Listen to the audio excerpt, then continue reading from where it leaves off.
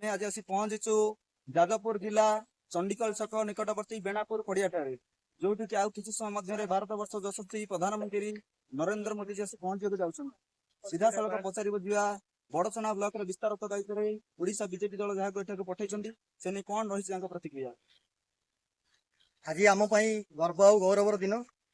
ଭାରତ ବର୍ଷର ଅଦ୍ୱିତୀୟ ନେତା ଏବଂ ବିଶ୍ୱର ମହାମାନ୍ୟ ନେତା ଶ୍ରୀଯୁକ୍ତ ନରେନ୍ଦ୍ର ଦାମୋଦର ମୋଦିଜୀ ଆଜି ଏଠି ଅଳ୍ପ ସମୟ ମଧ୍ୟରେ ପହଞ୍ଚିବେ।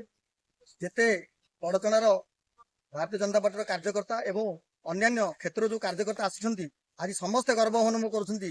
ଭାରତର ଅଦ୍ୱିତୀୟ ନେତା, ବିଶ୍ୱର ଅଦ୍ୱିତୀୟ ନେତା ମାନ୍ୟବର ପ୍ରଧାନମନ୍ତ୍ରୀ ଆଜି ଏଠି ଆସି ପହଞ୍ଚିବେ ଏବଂ ଆମକୁ ଉଦ୍ବୋଧନ ଦେବେ ଏବଂ ଦଳକୁ ସକ୍ରିୟ କରାଇବେ ଏବଂ ଓଡ଼ିଶାରେ ମଧ୍ୟ ଆମେ ବିଧାନସଭା କ୍ଷେତ୍ରରେ ଜିତିବୁ ଏବଂ ଲୋକସଭା କ୍ଷେତ୍ରରେ ଜିତିବୁ।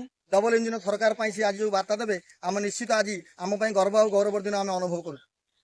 କେତେ ଲୋକଙ୍କ ଜନସମାଗମ ହବ ବୋଲି ଆପଣ ଆଶା ରଖିଛନ୍ତି? ଆମେ ଆଶା କରୁଛୁ ପ୍ରାୟ 2 ଲକ୍ଷ ଲୋକ ଏଇଠି ଜନସମାଗମ ହେବେ। ମାନ୍ୟବର ପ୍ରଧାନମନ୍ତ୍ରୀଙ୍କର କାର୍ଯ୍ୟକ୍ରମ ରହିଛି, ସରକାରୀ କାର୍ଯ୍ୟକ୍ରମ ରହିଛି।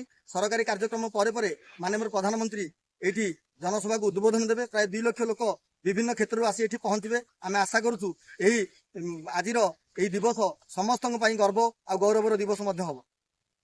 ଯାହା ଆପଣ ଶୁଣୁଥିଲେ କି ଭାରତ ପ୍ରଧାନମନ୍ତ୍ରୀ ଆଉ କିଛି ସମୟ ମଧ୍ୟରେ ଏଠାରେ ପହଞ୍ଚିବାକୁ ଯାଉଛନ୍ତି। ବଡଚଣାରୁ ମନୋଜ କୁମାର ପଣ୍ଡାଙ୍କ ରିପୋର୍ଟ, ANI ଖବର ଓଡ଼ିଶା।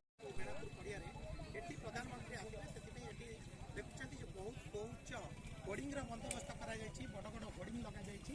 ତା ଛଡ଼ା ପୁରା ପ୍ଲାନିଂ କରାଯାଇଛି, ଏକ ପ୍ରକାର ପୁରା ମୋଦିମୟ କରିଦିଆଯାଇଛି। କାରଣ ଯେହେତୁ ପ୍ରଧାନମନ୍ତ୍ରୀ ଜାଗାରେ ପହଞ୍ଚିବେ, ତେଣୁ ଲୋକମାନେ ପ୍ରାୟ ସକାଳ ଭୋର କାଲିଠାରୁ ପ୍ରସ୍ତୁତି ଚାଲିଥିଲା, ଆଜି ସକାଳୁ ସୁରକ୍ଷା ବଢ଼ାଇ ଦିଆଯାଇଛି। ବିଭିନ୍ନ ସ୍ଥାନରେ ଘନ ଘନ ଚେକିଂ କରାଯାଉଛି। ସେଥିପାଇଁ